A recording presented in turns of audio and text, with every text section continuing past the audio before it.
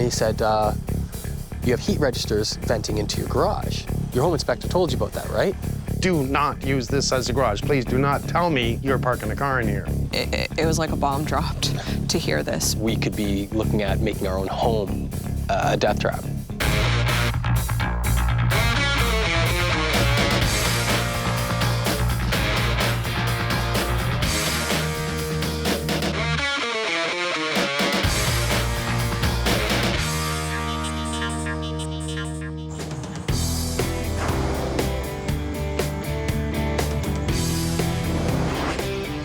Kim and Jason were tired of living in a standard subdivision and looking for that dream home in the right neighborhood. Well, I think they found it. Did the right thing, got a home inspector. He came in and actually gave 2 thumbs up, but missed just a few things. We love the city. We love being downtown, but we knew once we had kids and wanted to raise a family that we wanted to raise our family in an open air, natural environment where they can just open the door and go out and play and have fun and learn about nature and all the great things that the city doesn't offer.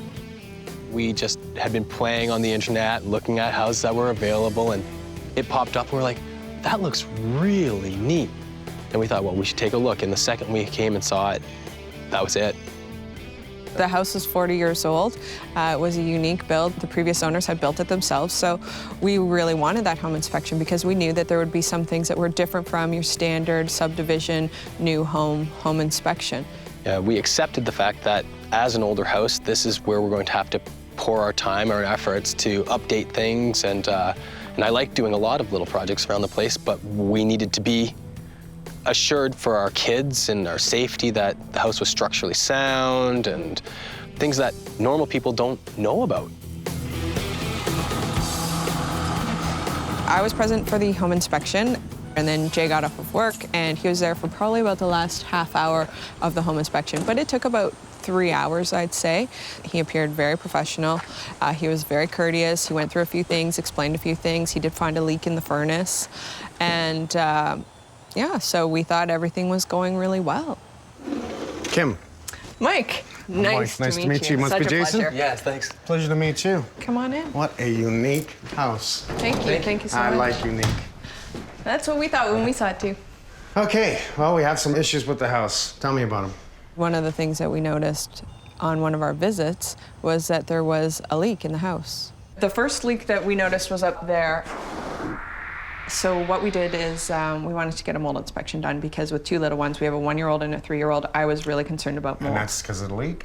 Because of the leak. Okay. So we had a mold inspector come the first day that we took possession of the house. So he came in first thing in the morning. Yep. And was walking through the house, taking air samples and infrared images of the wall, and he went to take a look at the basement. And when he got into the basement, he walked around and he said, you have heat registers venting into your garage. I said, yeah. He said, your home inspector told you about that, right? No. He said, you cannot, promise me you will not park your cars in this garage. This is the most open garage to any house I've ever seen. That person that told you about don't use this garage is absolutely correct because we have nothing but off-gassing from the vehicle coming into your home. Do you use the garage? No. Not at all. It was like a bomb dropped to hear this. It just... Not only is the basement crushing. unlivable, but we could be looking at making our own home a death trap. When we first came to see the house, they had like a tractor parked in there and everything, insinuating that was used as a garage. There's a lot of oil stains all over the place. Okay. He was flabbergasted that people could live in a home that was so open, let alone that we could purchase the home and have a home inspection done without it even being brought up. You are not allowed to have an open garage inside your house. As much as I like it, as much as you might like it, you just can't do it. It's because you pull a car in, or a tractor for that matter. Tractor's worse. It's gonna have the diesel fumes just ripping through the house. Had we not had the mold inspector in, we wouldn't have known.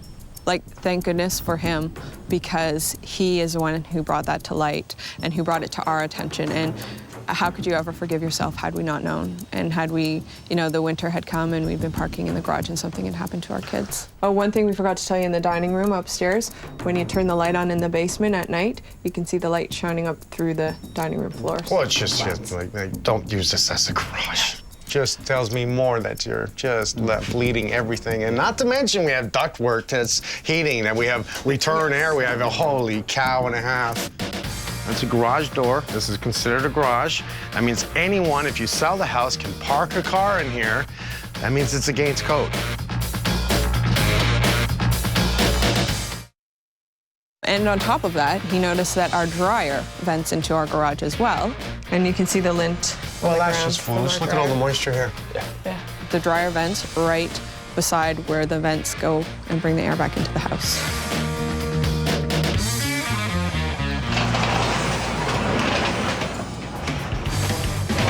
Your foundation is cracking there.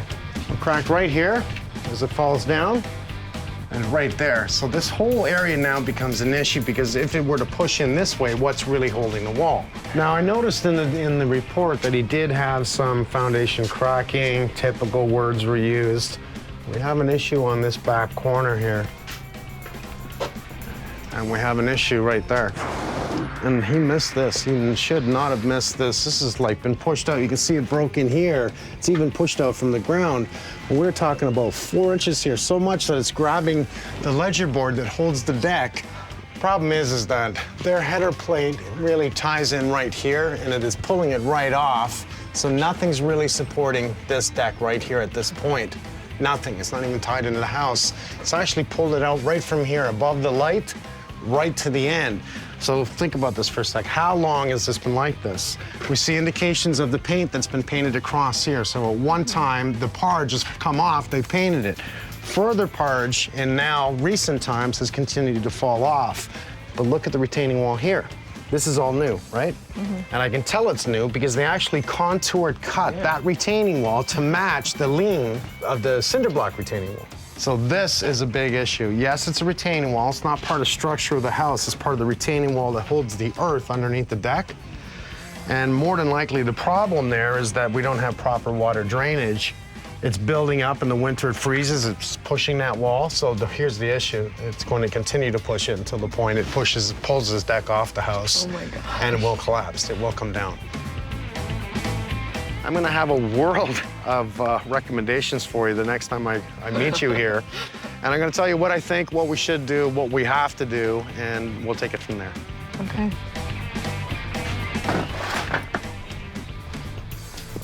Best friend of the world right here is the camera for an inspector. Take pictures, document the report. It is a foolproof way of showing the homeowners what's going on. They only come in here, and I'm hoping they come in with the inspector to take a look at everything, and you gotta try and remember everything. So why not have pictures? Whether you carry a camera, the inspector should, but why not have pictures so you can go back and say, that crack here was at the edge, and there was an area here that was repaired, so this corner has been a problem zone. And what have they done about it? That's one of the minor issues compared to this being a garage, which is part of the house. I don't know how they got away with this 40 years ago. Just picture this. The car's running in the garage, and all the gases that come from that muffler can just travel right through the house, through the ductwork, right inside. This is a recipe for disaster. It's a good thing that somebody told them, do not use this as a garage. Please do not tell me you're parking a car in here. That was the mold guy, by the way, not the home inspector. It's not too often I see the generator system, which is your secondary stage from the electrical panel, to have the generator panel here and have it turn on, which is your hookup here, have it turn on when the power goes out, or even having to have the ability to turn it on and then giving the power in here again. 1, 2, 3, 4, 5, 6, 7, 8, 9, 10, 11, 12, 13 aluminum wires running into the panel. These guys here is Romex, this is copper. 1, 2, 3, 4. Oh, look at the aluminum we have tied in here. This is not allowed. We have 2, 4, 6, 8 lines running in that box. Frank's not gonna like that. Now, there's definitely water coming in here, probably from the bottom of the window or the roof out front. It's funny. In the report, The inspector gave a recommendation to Javex the windowsills, right? Because it's all the black marks and they're afraid of mold. Bleach is way worse for you than mold is. Do not use bleach to clean mold. Soap and water, gloves and a mask will do just fine.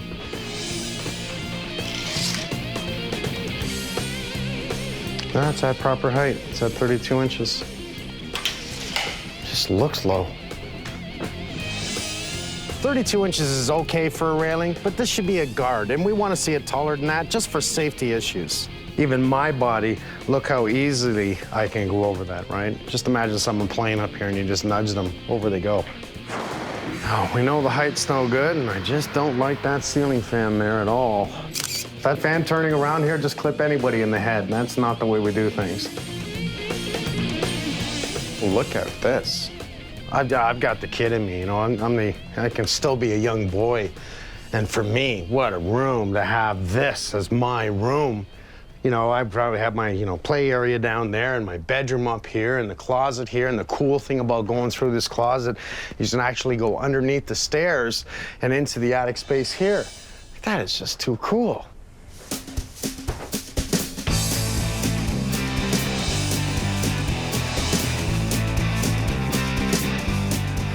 I just love this. Look, this miniature library. And, even though these are like an attic set of stairs, they're still a set of stairs. And minimum code, there's all kinds of issues in this house. It's 36 inches for a set of stairs. That's 28. Got away with it. No handrail. Got away with it. Not even a handrail on the wall side, but it being 28 inches, imagine a rail that sort of pushes you this way anyways, but you want it here to stop anyone from falling. We'll definitely fix that. Mr. Bennett. Hey, Mike, how you doing? Oh, it's been a long day, but I'm doing pretty good. It looks like you've been here all day. This is a big house. It is. A lot of minor and a few major right here. So we have an issue right here with the foundation wall. What's going on there? This is a retaining wall. Yeah. This is the foundation. The retaining wall, you can tell now. Shifted. Yeah, because what's happened is water's gotten behind it. I It's frozen, see. has pushed this wall out. Yeah. And you can see that not too many years ago, somebody put in a new retaining wall, stairs, and they actually contour cut this retaining wall to that heave. Let's continue. This is a garage. Yeah. Okay, we see the big garage door. What do we see? I see an opening with no door. I see a set of stairs that look like it's going up into the house. Yeah, so it's a garage that's open to the house. Yeah. Do you believe the home inspector missed this? He missed this? He missed the retaining wall. He caught the cracks. He missed the retaining wall. Yeah. He missed the garage being attached That's to the unbelievable. house. Now we have so much ductwork, not just here, but in the back. So Yeah. I don't know what I'm gonna do with this shit. All right, panel. All green is aluminum. Okay, it's marked right on the wire, it says aluminum. Yep. So look at how many green we have. Look at how many Romex we have. Right. What do you think? It's just like a can of worms. It's just a lot of different electrical here, so it looks suspect. You want to check it out. Oh, yeah. Okay, we see the 1, 2, 3, 4 Yeah. bays. We see our outside structure. The inside wall structure now steps in from the lower wall. Right. Okay, so now they have about a 212 pitch shingled roof incorrect. Basically, it's leaking from every point in the front of the house. The windows, the flashing, the 40-year-old cedar shake. It's coming right through into the inside of the home. Let's bring in the grades. Let's inspect the roof. Yeah. If I have my wish, that all gets turned to a metal roof. Okay? I want to know the damage up there. We know it's the siding, we know it's the flashing, we know it's the windows. You know what I'm thinking? It's the whole front face of this wall we got to change. Windows and siding. Yeah.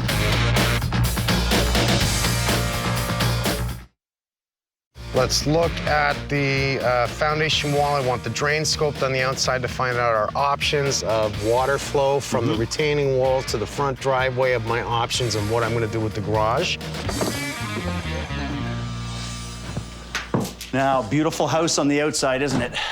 Well, it's even neater on the inside. You're gonna really get to like this house once you start looking around. But we have a lot of exposure on the front face. This face goes all the way up. It's all open. There's no overhanging gable. There's nothing protecting the front face of this house. And it's all wood. So heavy maintenance on it. I don't think it's ever been done. We're getting some leakage on the inside, and you can actually see it where the structure beam actually ties in. Okay, so you can actually see all the moisture actually coming down the front face of this wall. And that's why I want to open it right there, okay? Let's go see what we can find up there. All right.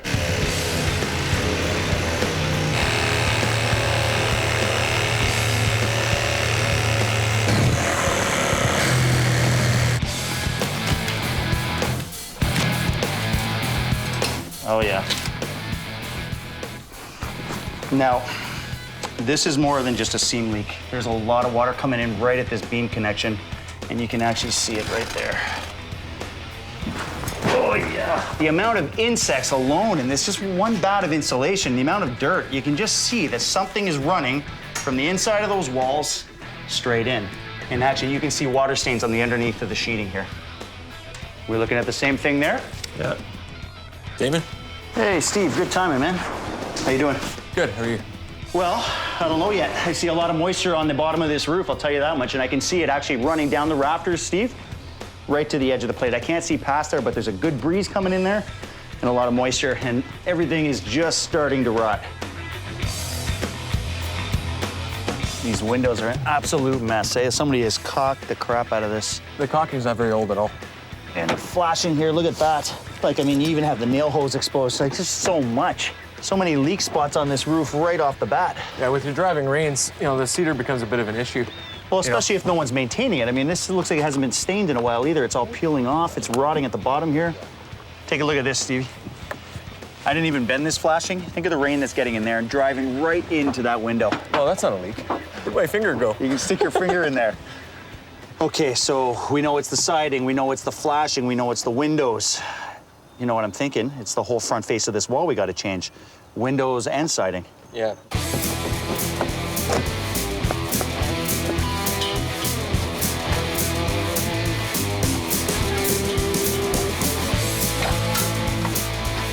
You okay? Yeah, it's gonna have to be good. Okay. After you guys get this supported, this is actually gonna help it from caving in once we take down this one wall, right? This block wall is gonna have to come down. So what are we gonna have to do? We're gonna have to move every piece of stone out of the way.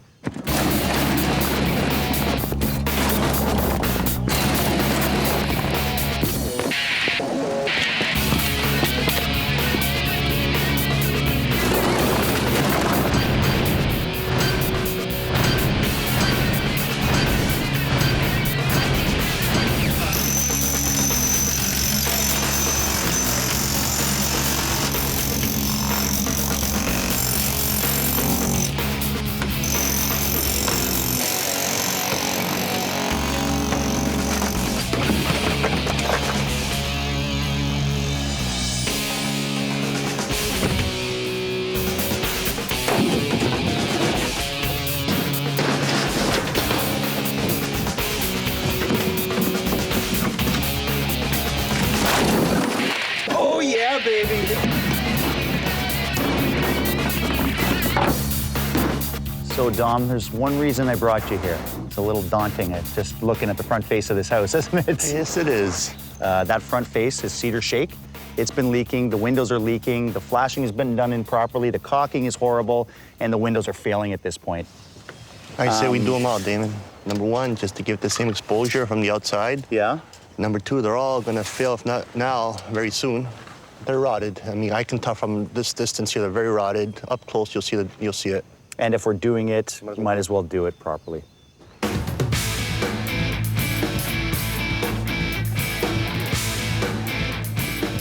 One thing Mike always recommends is that we have Martin come in and scope all the drains. All right, man, what did you find in this one? Well, it leads pretty much to this point, and then what I'm looking at is almost like a catch basin or a little tiny manhole. What do you mean? There's a manhole. So what's below it? Well, What are you seeing? if we would remove the asphalt, I'm pretty sure there would be some sort of an access cover. Yeah? And then what I'm looking at right now is a cavity. It's a large opening. Of what, concrete? It looks like a concrete, formation, and there's also one drain that either comes in or goes out. Where does this feed off to? I don't know. At this stage, I don't know. I need to get access here.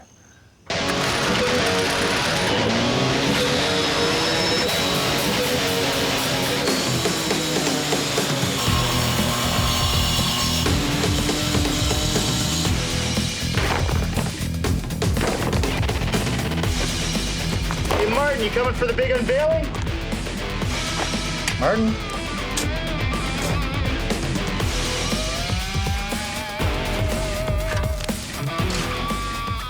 Oh. Yeah, nice try when I'm already done, right?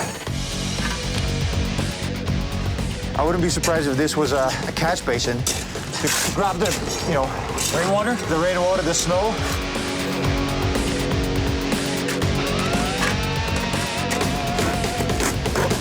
We'll never be able to lift that off, what? Sorry? You think we'll be able to get that off?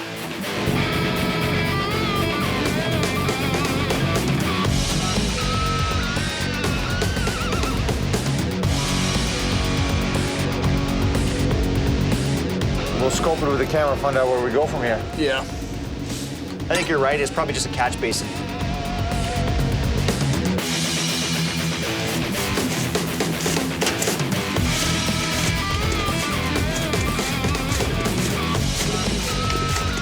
You figured it out? As he's panting and sweaty? Pretty much.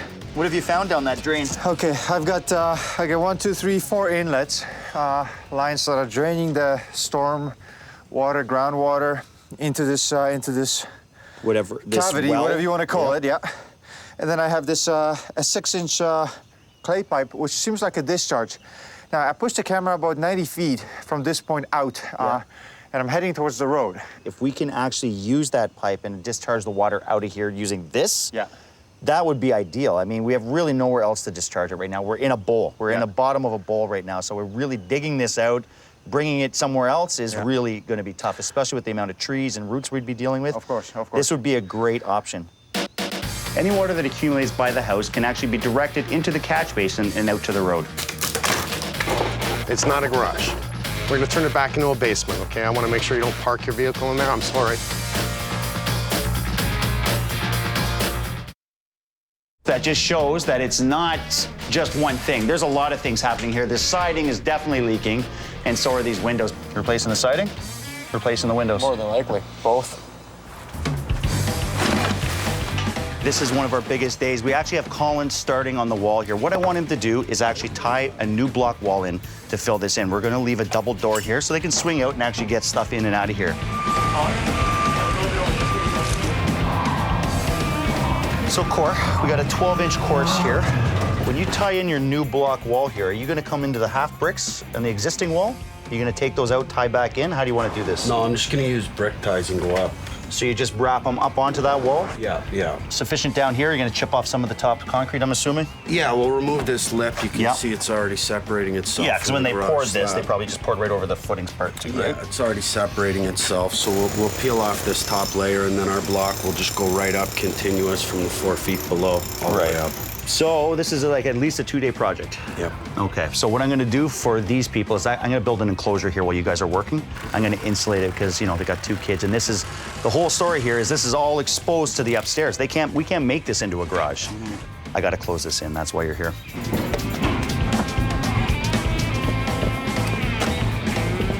Mr. Holmes? Mr. Bennett. How you doing, pal? I'm pretty good, end of a long day, but this doesn't look much different, does it? Well, the rain is not working out for us. I can see you're trying to take the, Siding off the front of the house. well, the shingles, the cedar shingles, cedar shake. Cedar shake shingles, whatever you want to call them. Reinforce the rafters. Good, I like that. Yeah, they were a little under beef, so we just structured them up a little more. We'll fix up the 2 end ones. Started the cinder block wall. Yes, the Colin. Temporary insulating wall. Very good. Right, yeah, because we got to keep them warm. And we got to come up with an idea for the front rail to secure it. I was going to ask you about that. Do you want to actually just get a proper railing system up there? Yeah. The 2 kids, it'd be nice for them to be able to use that deck, right? Yeah, well, the homeowners are, oh, actually, they're here. Damn. Good to see you. Just in time. Good to see you. Nice to see you, man. Look like you've been working out. Hey, See you again. Good to see you. Well, come on, take a look at the mess. And sorry about the mess. And all the vehicles and everything else that happens. Come on in. Oh my goodness. I'll tell you all about it. So, Okay, you can see the front. We'll just stop for a second and talk about the front. These are what we call scissor joists, okay? And they go right up inside the roof line. They go actually through the floor on the 3rd floor, structured to the rafters down in the back, and it's a really custom design. So they were a little rotted, they were a little worn, and we beefed them up. So I'm very happy with how they've done it. We are gonna close this wall up because it is not a garage. And right in the listing we checked, right in the listing of when you bought the house from the real estate company, what did it say? double car garage. It's not a garage. We're gonna turn it back into a basement, okay? I wanna make sure you don't park your vehicle in there, I'm sorry. It really was something we were counting on having, is having the 2-car garage with access into the house. Because when you've got babies and groceries and all the things you're bringing in and out, it's challenging, but I think far more important is that we are all safe. We brought in Martin, he ran his camera scope in the drain, and he said there is a pit here. So we've cut the ground, we've opened up the pit, and here's what we found. One, it was filled with earth, okay? So all the water has been backwashing earth back in here, which has clogged it. So much to the point, this main line right here runs right to the ditch on the outside of your property. We dug it up on the front, and we're gonna dig deeper, and let me tell you. There was all kinds of blockages in that pipe, so now we have to dig down. We're going to recircuit everything. We're going to get a trough drain in the front here to pick up any water that comes down. It's going to go back down into here with stone that's in there. A proper cistern is what we're going to call it. So you had a real huge issue with water flow here. Oh, my. This wall over here has been removed, and what we're going to do is we're going to put up a retainer wall with stone. This seems to be the smartest thing. So we're going to allow the water to leach through that wall. We're going to pick it up with a drain, run it through underneath, and run it into the trough, which runs it in here, which runs it up to the front. As for the inside, you know, we're going to be working on the rails. You know, we're going to be doing a little bit of damage and a lot of dust, and we're going to try and work around it so we don't have too much dust for the kids. We'll contain it as best we can with zip walls and the whole bit. Absolutely. I'm just overwhelmed. Like the extent of the things that need to be done. I just think, what would we do if we didn't have Mike and his team? Like, what would we do? Not only are we tearing this out for spray foam, but we have new windows coming in today. Trimbo is here getting ready, so we want the windows in before we spray foam so we can get full spray foam right to the window. Well, we got a 4-section vinyl window with 2 casements on each end, 2 center fixed, with thick extrusion, so we have some structure. Here's a lot of wind blows, so we want to maintain the strength on the glass. It's custom fit to fit this opening right now. We made it exact fit with a foam insulation, nice and tight. We left the glass out because it's such a heavy window. Once the window's installed, we're going to put the glass in because we manufacture the product ourselves, so we can do that and no problems.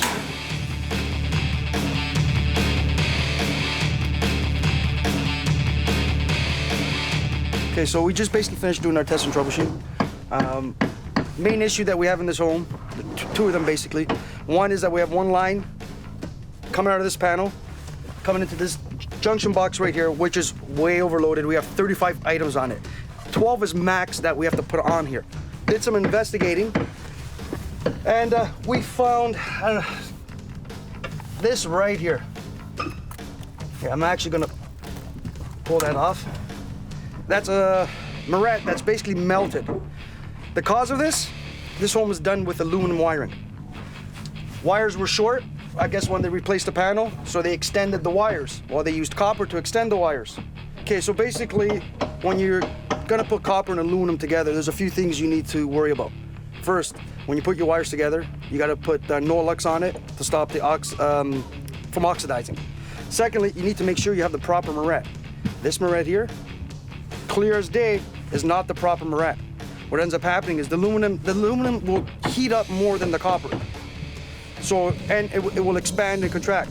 These morets are not made for that. This can only withstand so much heat. If you look up here closely, you can actually see a hole in here. This one was starting to burn as well. Look at the sheeting on the wire. That's actually burnt.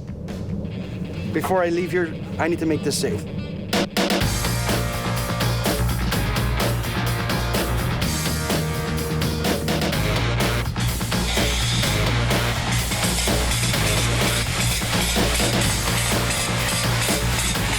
We could have pesticides, we could have E. coli if you have animals around the property and stuff like that, so. Interesting, and all that is being fed back into the house, and they are drinking and cooking with this stuff. That is correct, yeah. We're pulling the whole front off your house on the upper side, okay? So we're gonna take it all off. We're gonna make sure it's watertight, everything on the west side of this house. Every day here is a huge day. I've got 30 people here again today. We're power flushing the line that comes from the cistern in the front of the house right out to the culvert. They push water into it and then basically pull it all back out. It pulls all the dirt out.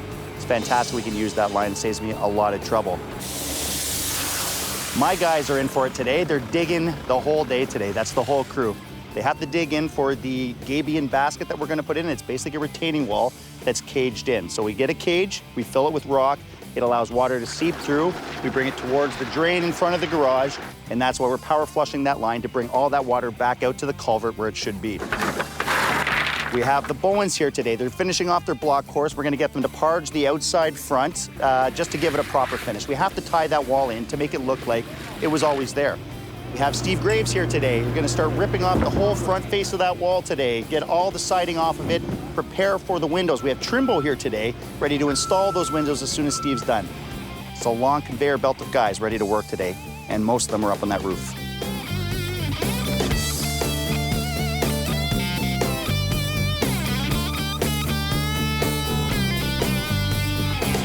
This door measured out at 40 inches. We can make a 40-inch door. We don't like to. It's oversized. Over time, it taxes the door. It'll wear it out. I think you're much better to go with a double door. It's stronger.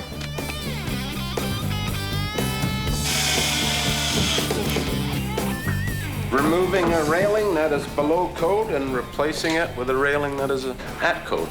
This is way low. I don't know how they got away with this. This is beyond old school.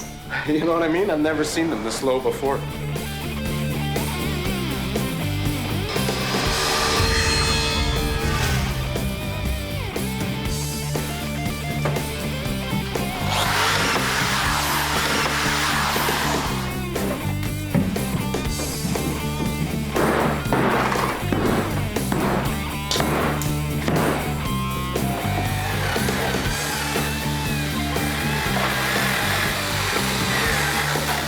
This wood was actually milled by Teo. It's ash, it's true 2x4. We're trying to match it's kind of the bulkier wood of the original house, which is the 4x6 here. You know, just give it some beef, make it look nice, make it look like it's supposed to be here once it's stained.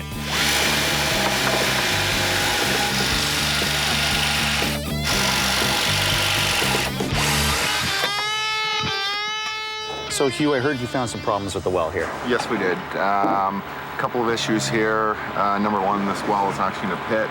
It is a drilled well. We do not know yet exactly how deep it actually is. Okay, well, what are some of the issues caused by having a well like that? The main issue is a surface influence, so basically lay of the land, the well pit itself physically filling up, and if there's not a proper well seal on that, basically we're getting water in from the top of the well. And then it affects your water, obviously, because you're getting earth, you're getting bugs, you're getting debris in your water. We could have pesticides, we could have E. coli if you have animals around the property and stuff like that.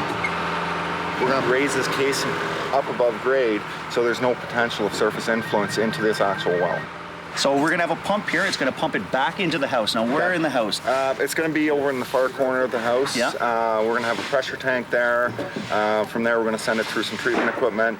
Filters. Filtration. So we're going to basically get rid of the there's a rancid smell in the water here. Yes, there is. We do have some iron here. Yeah. We do also have some hardness issues. So we're going to deal with those issues, and also we're going to deal with bacteriological, which is E. coli, coliform. Which could actually make you very, very sick. That is correct.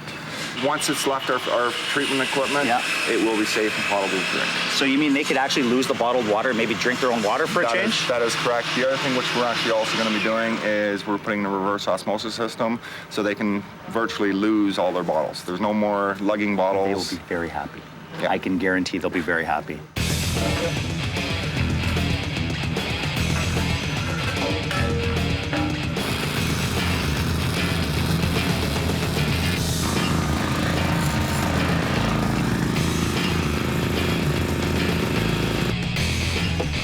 So, this is the filtration system.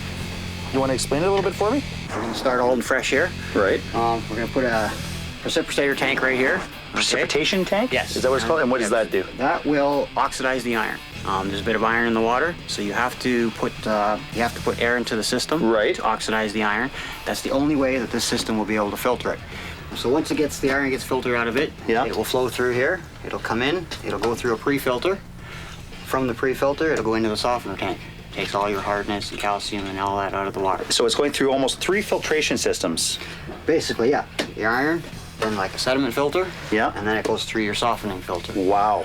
So by the time it gets into the house, this water is so clean. It's in there 100%. Now after it goes through the softener, I haven't installed it yet, but there will be a UV, an ultraviolet light system. Yeah. And that will take care of everything. It's amazing because I never thought of water that way. I take city water for granted, right? A lot of people I haven't lived rural in a long time, so I never even when I lived in the country, I never thought of well water being contaminated. No. You're thinking well water, it's coming from way down below, it's not contaminated. That's right, yeah. You're getting it spring fed. It's the cleanest water you can almost drink, right? Almost, but not quite. Very interesting.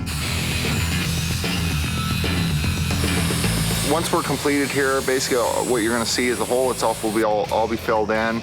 The only thing that you're going to see left is basically this steel casing here with a vermin-proof cap. And that's the finished product.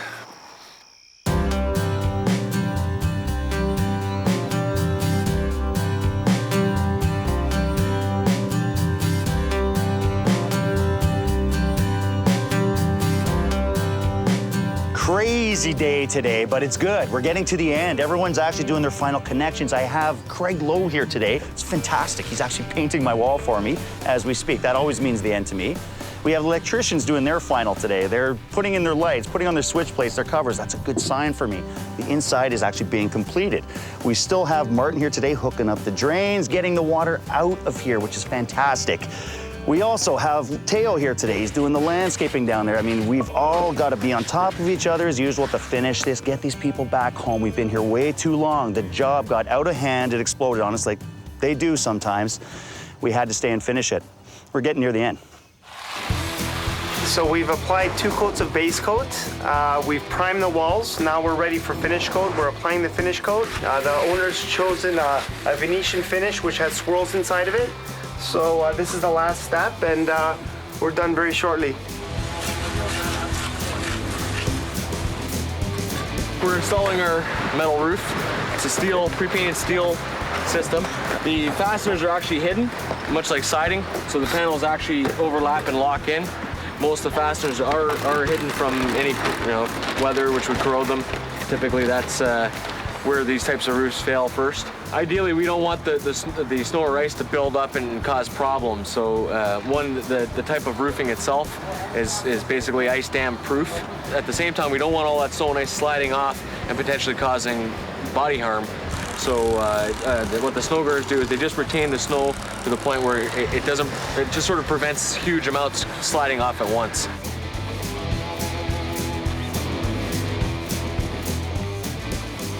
One of the issues we had was with the driveway coming in. We wanted to stop car traffic from coming any closer to the house.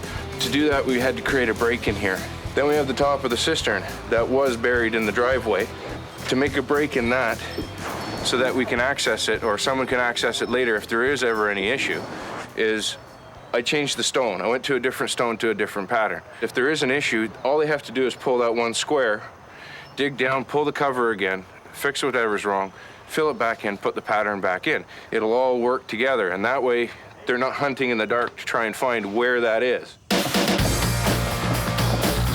I bet you like this, your own little workshop. I love it. My man cave. I see the man cave. You should see my man cave. It says on the front door, Mike's Cave, do not enter. It doesn't yet, but it's going to. It's good.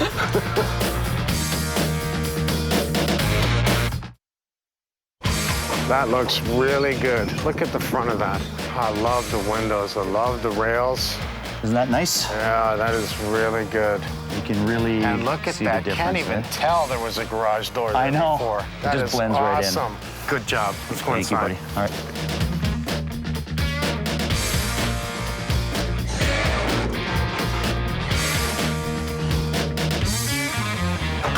It's a little cooler today.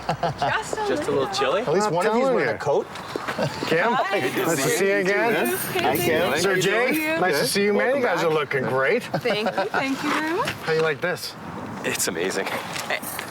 I'm excited. I'm speechless. I can't believe this is our house. Yeah. This is so exciting. I can't wait to see what's inside. I love the siding, the windows, the doors. You know, the graves go into the extreme work of the metal roof and the little skid plates on top that stop the snow. So we don't want anything coming down, sliding down and hitting anyone down here. I love the rails. I'm stunned. Having the sawmill at home and milling it up and, you know, the guys putting in the pickets. Here's what I like. There's no longer a hole in the wall that used to have a garage door. And what do we have now? A nice double door and lights and electricians that we brought in. Everyone that came in on this tail doing all this. But first, what did we have to open up? Oh, look at it. We take a cut in the driveway and what do we find? Another issue. How are we gonna solve the wall, the water, and everything just working together that we cleaned it out, set this in motion, and now you can actually, this is the marking for that hole, right? But with all this, making sure that this area now and all the stone wall and everything was done and drains underneath that and comes into the trough. Everything done, restructured. He's even, look at this here, he's even cut this plank, this 2x12 plank to actually support all the deck and then put in all the hangers that were put in place, resecure this whole area. Well, and I just imagine the day that somebody came walking across there and that deck decided to give way. That wouldn't have been away. Hence the joist hangers as well, right? We put joist hangers back on just for double protection all the way down. Let's go inside. Thank you. Thank you, sir. You got it. Oh my God. Look at this. New generator panel. Oh, you know what? thank you. It's there. So now all you need to do is get a generator. If That you're on is gas, so get a backup at amazing. 12K, put it outside, boom, boom, switches right over, clicks it to the panel, and you'll be the only one in the neighborhood. Everyone's coming over to your house. Exactly. Because I know winter's coming. So many power outs here. So he And with made the sure he kids. added that, and I like that, as well as a Thank you. full house surge protector, which I think is very important. So that means if anything happens, lightning hits, anything happens for any reason, boom, it takes that out first, stops everything else from being damaged, because I've witnessed this before. Now, I love this because to me, this is the best of the best. You're talking a UV system now that is so top of the line. You have the salt system, you have the UV, you have state-of-the-art, the reverse osmosis, pumps. Everything you have is the best of the best. And honestly, now you have clean water, you have filtered water on top of the UV water, so everything here, I'm a happy guy. It's like Christmas. No, Thank you so much. I didn't get all this in my house. I can tell you that much. Well, we know somebody. I know a guy, he's good at what he does.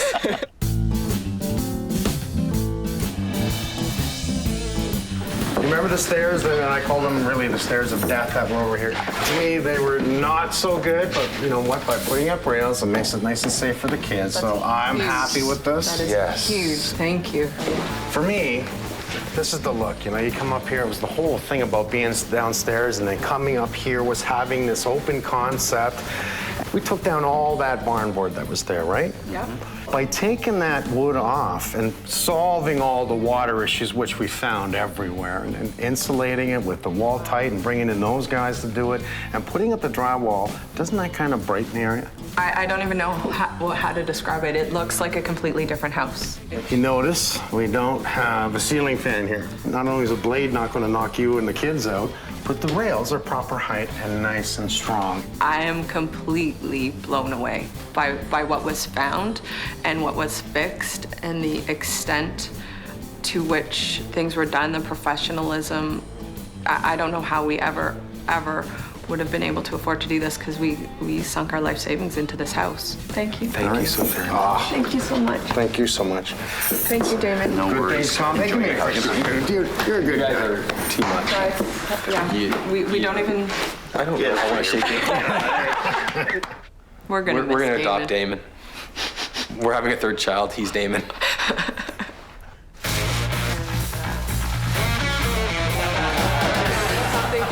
Something for your Do not enter. Oh, I love it. Okay, that's great. Come on, that's great. No, you haven't. You guys are good.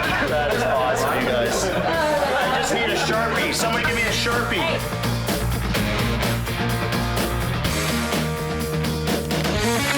Hey.